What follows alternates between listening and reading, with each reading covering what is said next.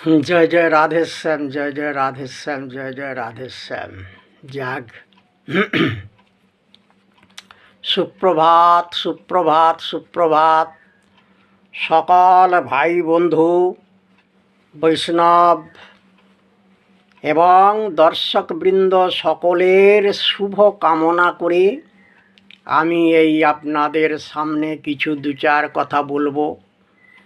কৃপা করে একটু দৃষ্টিপাত করবেন, শ্রবণ যুগল একটু খোলা রাখবেন। আর কি বলি বাবা, সারা পৃথিবী তো পাপে ভরে গেছে রে গোপাল। হ্যাঁ, সারা পৃথিবী পাপে ভরে গেছে, এখানে কৃষ্ণ কথা মানে থ পাচ্ছে না, কৃষ্ণ কথা থ পাচ্ছে না। যেমন একটা বর্ষাকালের দিনে যেমন ধরুন স্রোতস্বিনী নদী,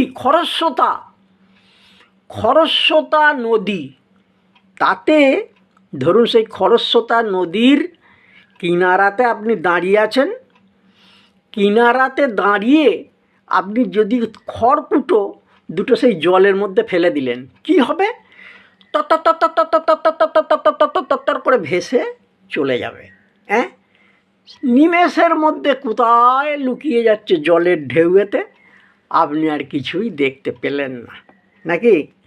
তাহলে এই যে সারা পৃথিবীটা এত পাপে পরিপূর্ণ হয়ে গেছে না, এর মধ্যে একটু কৃষ্ণ কথা বললেই সেটা একেবারে পাপের স্তরেতে কোন দিকে গুলিয়ে ঢুকে চলে যাচ্ছে মশাই, সে কৃষ্ণ কথার থ পাচ্ছে না।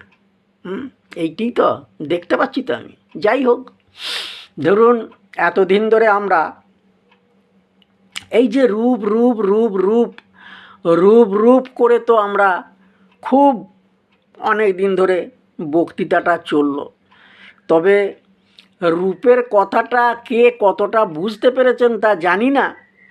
না যদি বুঝতে পেরে থাকেন কমেন্টে একটু জানালে পরে আমি আবার সেগুলোকে বলে বুঝিয়েও কিছুটা দিতে পারি।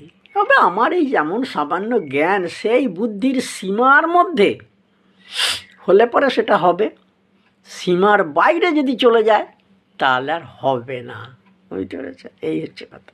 যাই হোক, এইবার আমরা একটু আবার নতুন লীলায় এবার প্রবেশ করব। নতুন লীলাটা কি না, নতুন লীলা হচ্ছে পূর্বরাগ। হ্যাঁ গো, পূর্বরাগ বলি কাকে না,